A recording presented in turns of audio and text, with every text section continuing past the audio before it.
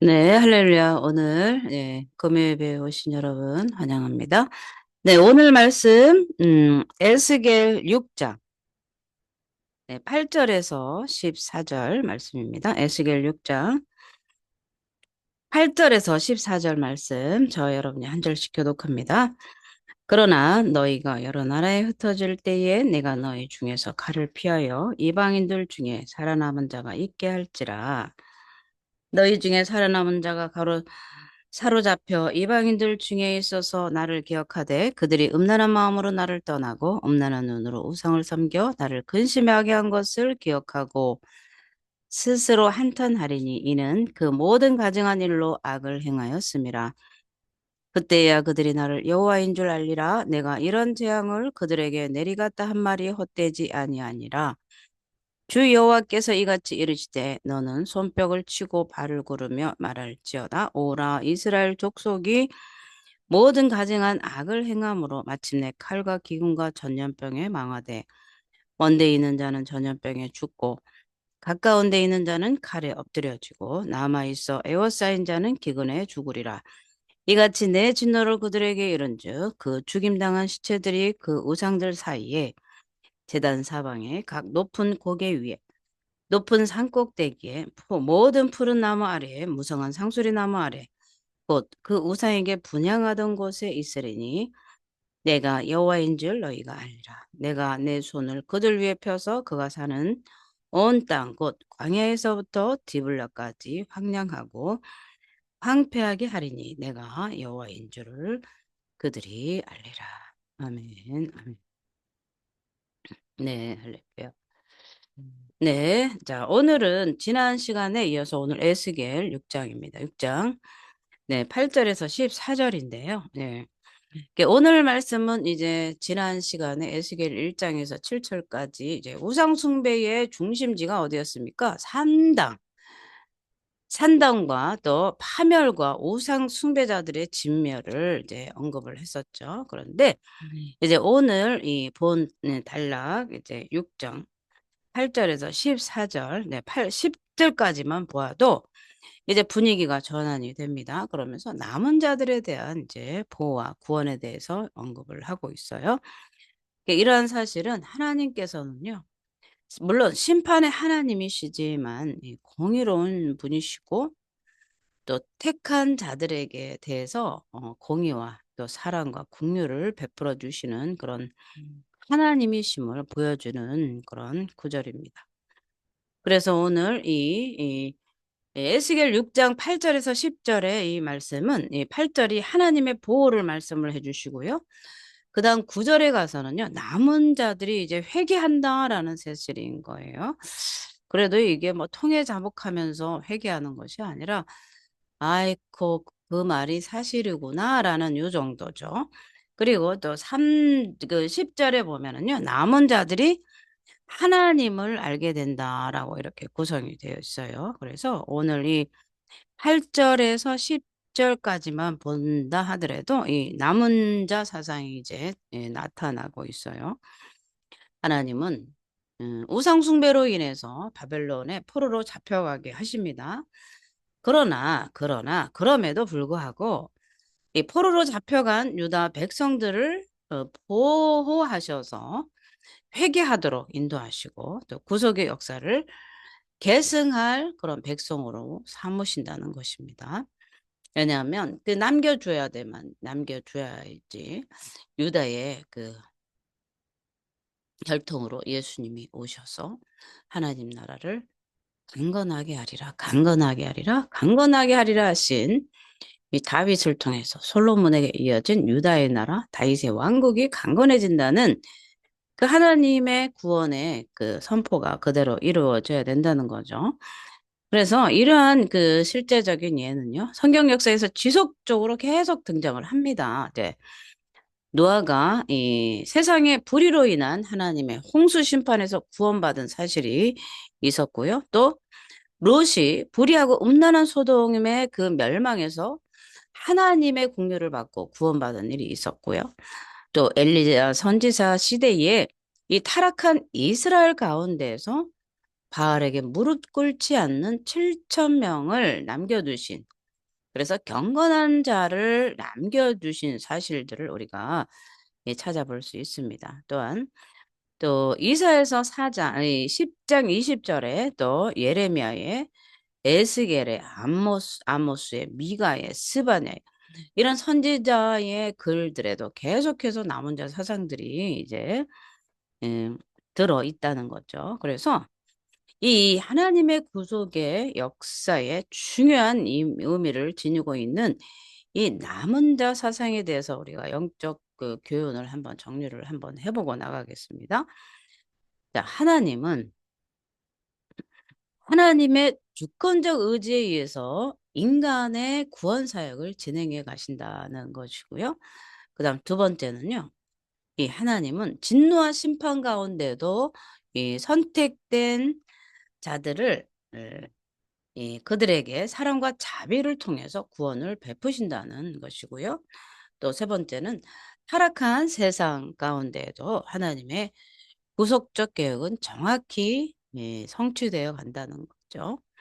아, 이 땅에 다 망했구나. 그런데 하나님은 그 남은 자를 남겨두셔가지고요. 다 잘라버린 것 같지만 그 구루터기에서 새순이 나게 하셔서 다시 하나님 나라를 이루어 가신다는 사실이고요. 그렇기 때문에 마지막으로 하나님은 남은 자들을 통해서 구속을 이제 완성시킨다는 것입니다. 우리가 이제 6장 10절, 뭐 18절 이렇게 쭉 이제 이따가 보겠습니다만은 이 하나님의 심판과 의미가 이제 11절부터 이제 네, 이제 나오는 거예요. 11절부터. 그때, 자, 그때야 그들이 나 여호와인 줄 알리라. 이렇게 말씀하시고요. 또 11절부터 14절까지는 하나님께서 왜 하나님이 심판을 하셨는데 그 심판의 의미가 무엇인지를 우리에게 말씀해 주시는 거예요. 그래서 이 11절에서 14절에서 보면 이 하나님의 국률로 인해서 이 남은 자의 구원을 언급했죠. 8절에서 10절. 그런 것과 대조적으로 이제 하나님의 심판이 강력하게 이제 천명이 되고 있어요. 그래서 이스라엘 족속은 칼과 기근으로 또 온역으로 비참한 죽음을 맛보게 된다. 그러는 거죠. 그러므로 이스라엘은 황폐하게 되고요. 또 백성들은 이제 여호와 하나님의 절대 주권을 알게 될 것이다. 이렇게 말씀을 하는 거예요. 그래서 오늘 이 7절, 10절, 14절 계속해서 보면은 이 이스라엘 족속들의 이 죄악성, 얼마나 죄악이 깊은지 이 필연적인 하나님의 심판을 강조하기 위해서 반복해서 계속 표현을 하는 거예요. 우리가 전장에서도 칼과 기근 온역, 칼과 기근 온역 계속 나오죠. 우리가 이제 역대하에서도 솔로몬이 일천 번제를 드릴 때 이곳에서 칼과 기근과 온역이 있을 때 이곳에서 하나님 앞에 부르짖으면 내가 듣고 너의 죄를 사해 주겠다 이렇게 말씀하신 그 약속이 있지 않습니까?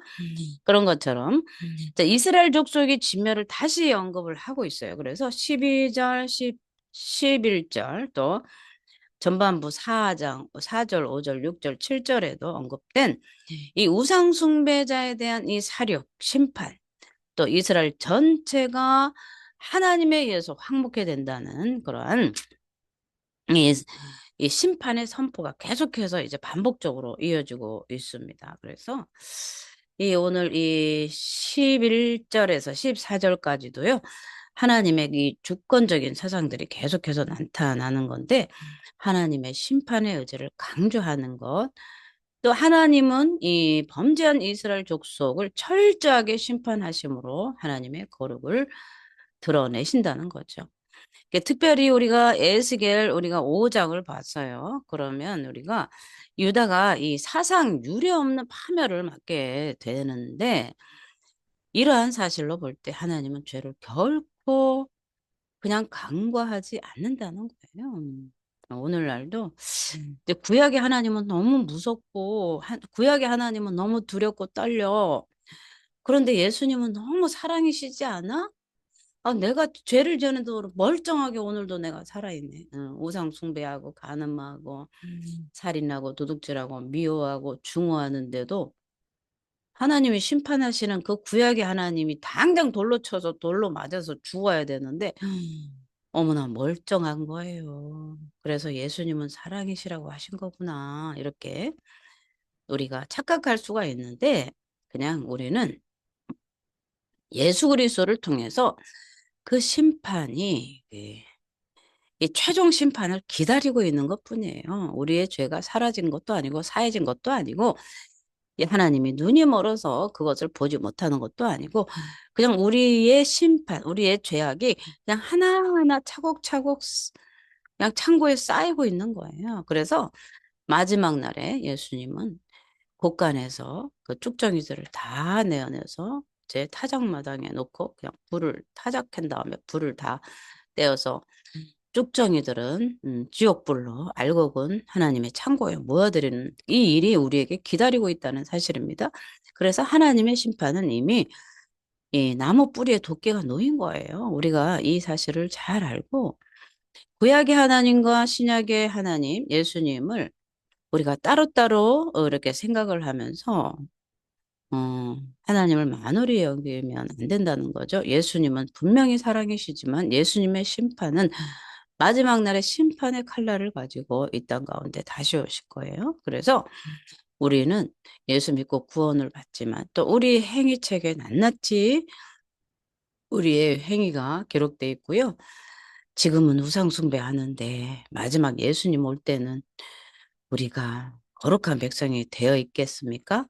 그렇지 않죠. 하나님은 분명히 우리에게 기름등불을 준비하라고 말씀하시는 거예요. 하나님이 예수님이 언제 오실지 모르니 신랑 맞을 준비를 하고 이 땅 가운데도 지금도 현재도 우리는 기름등불 뜬 처녀처럼 예수님이 오실 것을 기다리면서 거룩한 백성으로서 그분의 말씀, 하나님의 말씀을 순종하면서 살아갈 때 우리가 예수님이 언제 도적같이 이 땅에 재림하실 때 우리는 예수님을 맞게 되는 거죠. 맞이하게 되는 거죠. 그죠? 그렇기 때문에 하나님의 그 놀라우신 심판이 있다는 사실을 우리는 알아야 되는 거예요. 과거에 구약의 하나님만 죄를 지었을 때 이렇게 우상 숭배의 심판을 하신 건지 아니라 오늘도 우리 가운데 알게 모르게 우상 숭배의 죄의 심판을 우리의 삶의 고난이라는 것을 통해서 도구를 통해서 우리를 심판하고 계시다는 걸 알아야 됩니다. 우리가 우상 숭배할 때 하나님은 우리를 부르시기 위해서 고난이라는 도구를 사용하셔서 질병으로 때로는 물질로 우리가 하나님 앞에 정말 내 자신을 돌아보도록 우리에게 고난이라는 도구를 주세요. 그래서 우리에게 고난이 닥친다. 그러면 하나님 앞에 나서야 됩니다. 그 문제를 세상의 방법으로 해결하려고 하지 말고 하나님 앞에 나아가서 나를 돌아보고 하나님 앞에 우상 숭배하는 것은 없는가를 돌아보고 그 우상 숭배의 죄악들을 철저하게 회개할 때 하나님의 공의가 실현되고 하나님의 진노가 국률 가운데 거두어질 줄 믿습니다. 네. 자, 14절에 보면은 심판의 목적이 궁극적으로 여호와를 계시하는 데 분명히 있어요. 그래서 이 단지 유다를 파괴하고 벌을 주는 것이 목적이 아닙니다. 오히려 믿음을 주기 위한 선한 의도로 징계를 하시는 거예요. 오늘날도 고난받는 우리 집사님들이 있는데 하나님을 잘 모르니까 이 징계가 항상 하나님 앞에 섭섭해 보여요. 어떻게 하나님 나한테 이러실 수 있습니까? 응? 내가 이렇게 애쓰는데도 하나님 나한테 왜 고난을 주십니까? 너무해요. 그렇지만 결코 그렇지 않은 거예요. 오히려 우리에게 내려진 이 고난들은요, 믿음을 주기 위한 선한 의도로 징계를 하신다는 거예요. 우리를 회복시킨다는 거예요. 그래서 고난은 우리를 하나님의 형상으로 만드는 도구입니다. 그래서 고난을 통해서 주의 율례를 배웠습니다. 신 그 다윗의 고백이 우리의 고백이 되도록 하나님은 오늘도 역사하시는 거예요. 오늘날 나에게 고난이 있다면, 아하, 하나님께서 나를 주님의 형상으로 만들기 위해서 그 고난을 도구로 내 앞에 펼치셨구나. 이것이 정말 성경적이고 정확한 고난에 대한 해석인 거예요. 그래서 하나님은 사랑하는 자를 징계하시고요. 또 고난이 해석이 잘 돼야 돼요. 오늘날 나에게 닥친 이 고난을 잘 해석하면 하나님 앞에 멋지게 우리가 회복이 될 것입니다. 우리가 이 고난을 잘못 해석해서 하나님을 원망한다면 이 고난이 빨리 거둬지지 않는다는 거예요. 그래서 하나님은 인격적이신 분이에요. 얼마나 그 인자와 공의가 넘치시는 분인지. 하나님은 정말 노하기를 더디하시고요. 인자와 공의가 넘치는 분이에요. 그렇기 때문에 하나님은 세계 역사를 아직도 통치하시고 다스리고 계신다는 거죠. 그래서 이런 관점에서 보면 예루살렘의 침공과 이스라엘의 멸망은 하나님의 능력과 위엄을 알리는 이 세계에 알리는 그러한 의도로 이루어진 거죠. 그렇기 때문에 믿는 자들은 역사 속에 담긴 이런 하나님의 계획을 예의주시하면서 분별할 수 있는 통찰력이 필요한 거죠. 오늘날 우리에게 영적 분별력도 필요하고요. 성경 말씀을 아는 통찰력도 필요한 거예요. 그래서 하나님을 알다 힘써 알아야 돼요. 하나님을 잘 모르면 하나님을 오해해요. 원망해요. 고난이 닥치면 하나님을 원망하고. 그러나 정말 하나님 앞에 고난이 당했을 때 정말 납작 엎드려서 성전에 가서 아침 저녁으로 부르짖으며 눈물을 흘리며 이 고난이 어디로부터 왔는지 하나님 앞에 묻고 기도할 때 하나님은 긍휼을 베풀어 주시고 하나님의 영광을 위해서 그 모든 형상이 하나님의 형상 가운데 우리를 빚으셔서 우리를 정말 거룩한 백성으로 만들어서 하나님의 그 구원의 역사에 동참할 수 있도록 우리를 귀하게 쓰신다는 것입니다. 우리를 쓰시기 위해서 그 고난도 허락하신다는 사실입니다. 그래서 하나님은 이 세계를 통치하시는 분이세요. 하나님의 그 통치. 그래서 하나님은 죄에 대해서 강력히 심판하심으로써요. 하나님의 그 거룩한 공의를 심판을 하시는 거죠. 그래서 오늘 이 11, 12, 13, 14절에도 계속해서 하나님의 이제 심판이 있는 거예요. 주 여호와께서 이같이 이르시되 너희는 손뼉을 치고 발을 구르며 말할지어다. 오라 이스라엘 족속이 모든 가증한 악을 행함으로 마침내 칼과 기근과 전염병에 망하되. 그죠? 먼데 있는 자는 전염병에 죽고 가까운 된 자는 칼에 엎드러지고 남아있어 에워싸인 자는 기근에 죽으리라. 그죠? 이게 우상숭배의 대표적인 심판의 결과죠. 칼과 기근과 전염병. 그죠? 칼과 기근과 전염병입니다. 그래서 칼, 기근, 전염병. 그래서 오늘날 신약도요. 신약에서도 우상숭배하는 자들을 가장 먼저 하나님이 고난을 통해서 부르실 때는요. 기근을 먼저 주셔서 굶게 만드세요. 그냥 갑자기 하루아침에 집도 그냥 그 재산도 싹 사라져 버리는 일들이. 그런 고난당한 사람들이 금식기도원에 가서 기도하면서 하나님께 하나님의 뜻을 알고 발견하고 회개를 함으로 인해서 하나님 앞에 회복되는 역사들이 얼마나 많습니까? 또 마찬가지 전염병도 마찬가지입니다. 질병 때문에 고난당하는 자들이 하나님 앞에 금식하며 회개했을 때 하나님은 또 그들을 살려주시고 회복시키시는 그런 일들이 오늘날 신약 시대에서 너무나 많지 않습니까? 이 오살리 기도원에 한번 가보세요. 강남 금식 기도원, 또 갈멜산 기도원. 우리가 대표적으로 대한민국의 기도원들인데 거기에 대표적인 기도원에 하는 그 놀라운 역사들은 금식 기도하며 하나님 앞에 매달리는 사실이고요. 그곳에서 많은 사람들이 정말 병을 고치고 살아나고 또 물질로 회복되는 삶이 회복되는 역사들이 수많은 그런 간증들이 많이 있지 않습니까? 그래서 우리는 하나님께서 우상 숭배로 우리를 심판하실 때, 고난을 주실 때 우리는 하나님 앞에 정말 회개하는 마음으로 회개하는 심정으로 주님 앞에 매달려서 우리의 죄를 자복하고 통해 자복하는 일이 먼저 1순위가 돼야 되는 거예요. 인간의 방법으로 먼저 무언가를 해보려고 인간의 방법으로 손을 써보려고 하면은 더 깊은 수렁으로 빠질 수밖에 없어요. 그렇기 때문에 우리는 하나님 앞에 정말 회개하는 심정으로 엎드려서 주님 앞에 눈물을 흘려야 된다는 사실인 거예요. 그래서 이 하나님의 선포, 하나님의 심판. 자, 11절 볼게요. 손뼉을 치며 발을 구르며. 그래서 정말 하나님의 뜻이 생동함 있게 나타나는 그런 이제 구절입니다. 그렇기 때문에 하나님은 이 우상 숭배하는 이스라엘 백성들에게 진노하시고 여러 재앙으로 심판하신다는 이 표현을 이 선지자가 이제 발을 구르며 손뼉을 치며 그런 행위를 생동함 있게 나타내는 거죠. 그래서 칼과 기근과 온역에 망하되 예루살렘 성읍 거민들이 하나님을 떠나서 우상을 숭배함으로 인해서 이 세 가지 재앙으로 질병을 받게 되는 것입니다. 오늘도 마찬가지입니다. 우리가 하나님을 믿으면서도 우상 숭배하는 일들이 많아요. 음. 아니 어떻게 예수 믿으면서 우상 숭배할까? 점을 칠까? 무당점쟁이 찾아갈까? 있습니다. 그런 사람들은 정말 망할 수밖에 없는 거예요. 그죠? 우상 숭배를 범할 때 얼마나 그것이 큰 심판인지 우리는 정말 예수 믿으면서도 우상 숭배한 그런 과거의 전력들을 하나님 앞에 나와서 지금이라도 회개해야 돼요. 회개하지 않으면 그 죄는 그대로 남아 있는 것입니다. 그죠? 자, 6장 11, 12절입니다. 12절입니다. 먼 데 있는지 가까운 데 있는지 하든지 이 양자에 대해서 다 아는 거예요. 먼 데 있든지 가까운 데 있든지 이 대적의 공격을 피할 수 없다는 거죠. 그죠? 그래서 숨어 있다 하더라도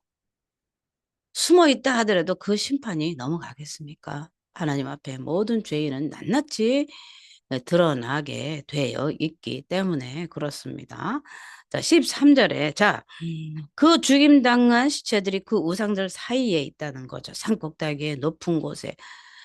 우리가 8절에 이제 8장에 가면 이 이스라엘 유다가 산당에 또 분향하고 제사 지냈던 상수리 나무 모든 이제 예루살렘 구석구석 성벽에 우상 숭배하는 그런 현장들을 우리가 목격을 하게 될 텐데요.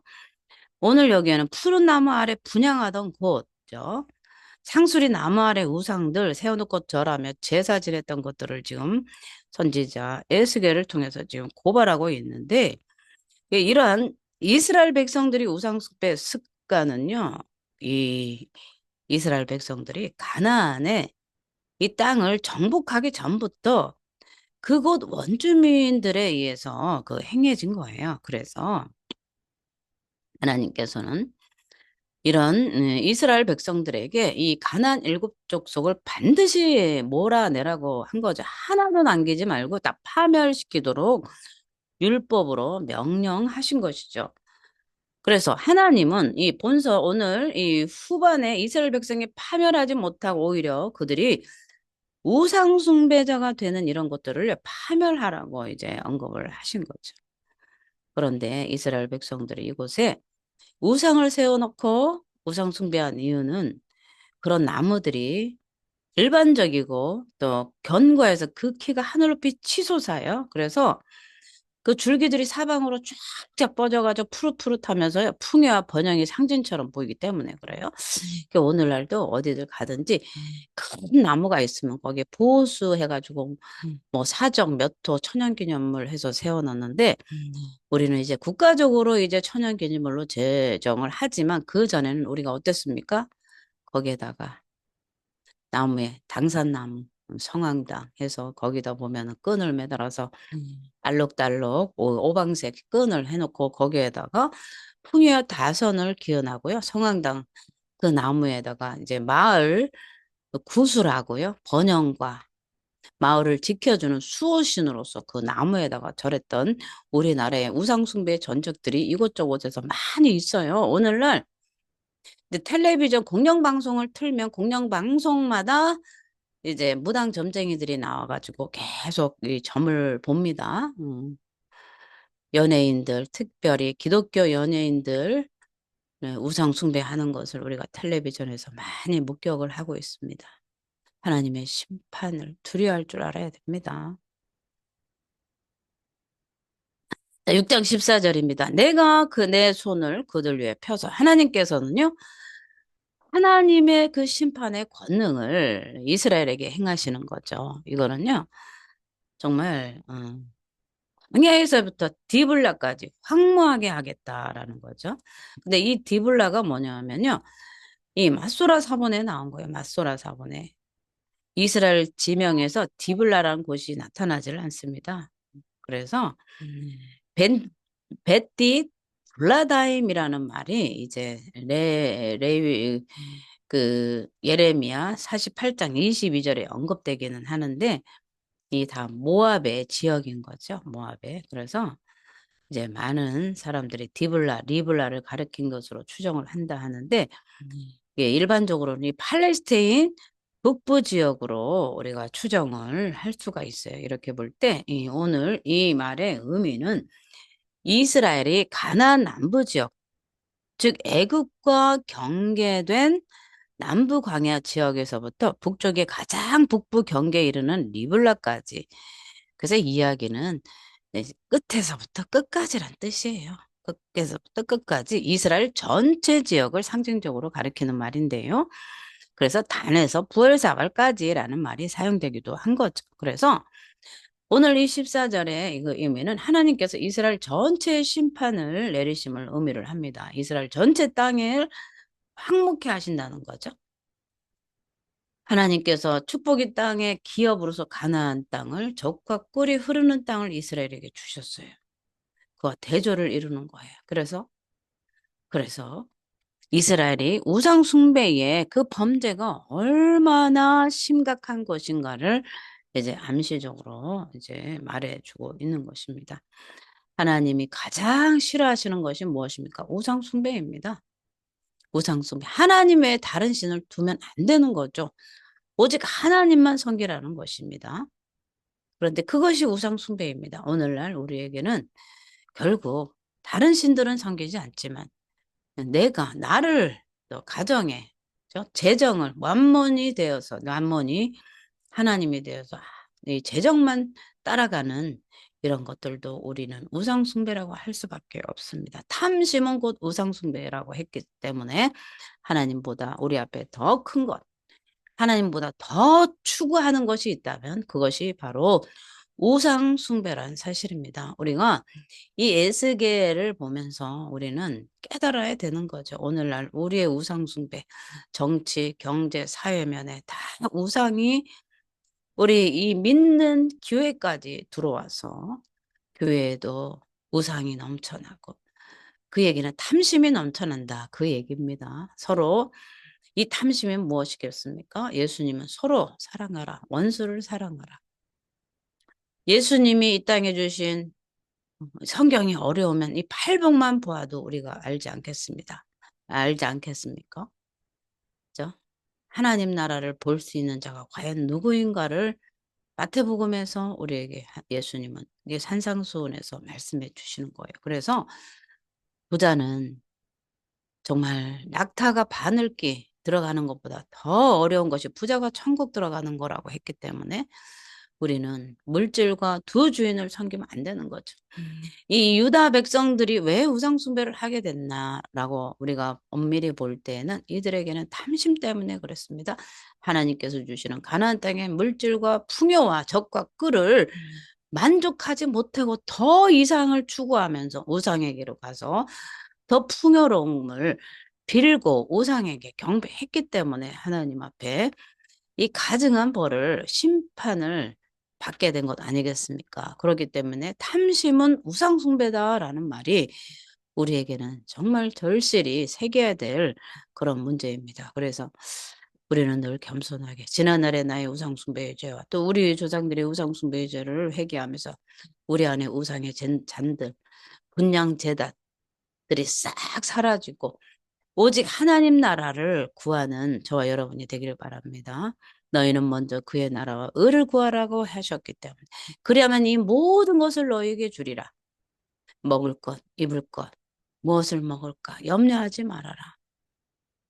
그러나 너희는 먼저 그의 나라와 의를 구하라. 그리하면 모든 것을 주시겠다고 약속하셨기 때문에 우리는 먼저 우리 가운데 우상을 다 부시고 하나님 나라가 세워질 때 진정으로 하나님 나라가 우리 가운데 있을 때 하나님 우리의 모든 삶을 책임지시고 하나님이 택한 이스라엘 아브라함의 복이 이방인에게 맺히는 믿음으로 말미암아 어렵게 된 아브라함의 반열에 들어선 우리가 믿음 안에서 하나님의 모든 주시는 복을 다 받아 누릴 줄 믿습니다.